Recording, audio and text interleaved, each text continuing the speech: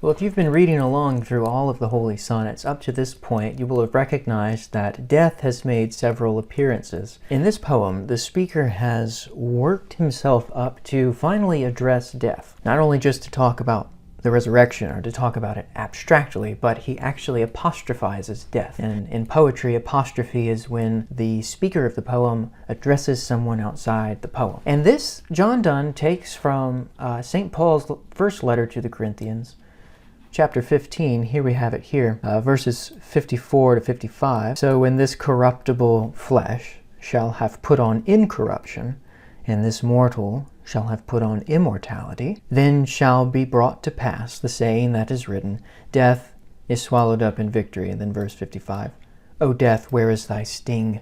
O grave, where is thy victory? And even St. Paul waxes eloquent and poetic in his own apostrophe to death. Donne begins with the trochee, that first monosyllabic address.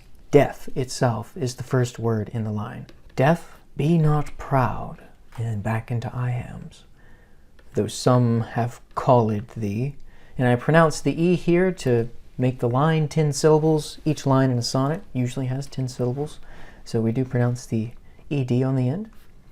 Death, be not proud, though some have called thee mighty and dreadful, for thou art not so. He begins with the thesis statement, and now he's going to offer the support for that statement. Sometimes Donne's sonnets, especially Shakespeare's, will gear themselves up through meditation and then end with closing statement. And Donne's sonnet uses a Petrarchan octet, a Petrarchan first 8 lines, with a rhyme scheme A-B-B-A, A-B-B-A, and then moves into an English-like sestet here with the couplet. So he begins with this thesis statement. He's going to end with that statement reiterated. Thou art not so. Why? Because for those whom thou think'st thou dost overthrow, die not, poor death, nor yet canst thou kill me. Death here is now exposed for being one who is deceived in his own conceit, one who believes that he overthrows his enemies, but really is not, and is really assisting his own overthrow, Donne is arguing. From rest and sleep, which but thy pictures be, much pleasure. So we get much pleasure from rest and sleep, which are but pictures of death. What Donne means by pictures is something like biblical hermeneutics of a type or a shadow or a foreshadowing or a symbol of. And so sleep and rest portray death. Then from thee much more must flow, and soonest our best men with thee do go, rest of their bones and soul's delivery. So death itself is actually soul's delivery, he says, and rest to their bones.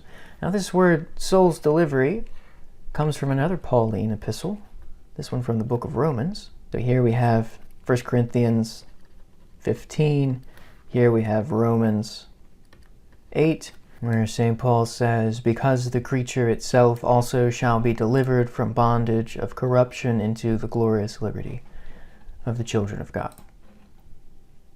So this soul's delivery is very much within the Christian scriptures.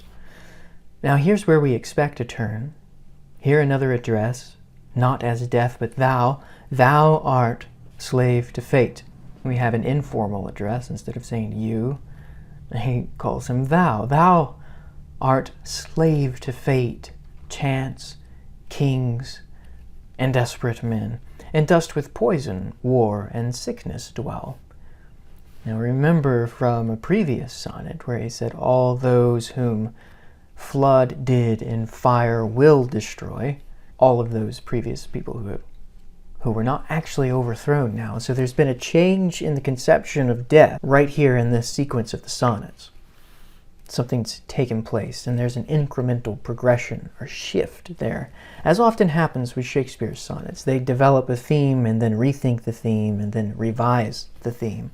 Here Donne has established what he believes, or what the speaker believes, is the accurate and theological grounds on which to meet death. And poppy or charms can make us sleep as well, meaning poppy flowers where we get opium, our charms, spells for sleep, work as well as you work. Flowers and little charms work as well as you, and better than thy stroke. So poppy and charms work better than your stroke. That's kind of an extreme statement. Why swell'st thou then? Swells means to swell with pride. Why do you boast? One short sleep past, we wake eternally, and death shall be no more. And here we have a caesura, the punctuation, a stop, and then death, pause, the address, thou shalt die. And he concludes on this very strong statement. So he started with his point, worked it out, explained how weak death is compared to poppies and charms, and how he doesn't actually overthrow anyone, to round back off to his point again. Some of his sonnets will do this. And it's characteristic of Donne to be very anxious about death in a way that, if you compare George Herbert in his poem, is very unique. Because George Herbert, he does have several poems about death, but most of them portray death as not really an enemy, but a redeemed figure, a personification of actually the assistant to Christ. And so, or death is but a chair, something to sit on and relax after a long journey. But Donne, he's very intense about death, and he's very anxious about death. He's seen it. He saw his wife die, some of his children.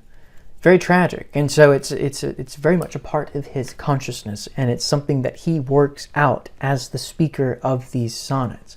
And part of that has to do with progression of the sequence. And so I hope you'll read the whole sequence through and see how this relationship to death between the speaker and this figure of death change throughout the sonnet sequence. Thanks for watching, and until next time.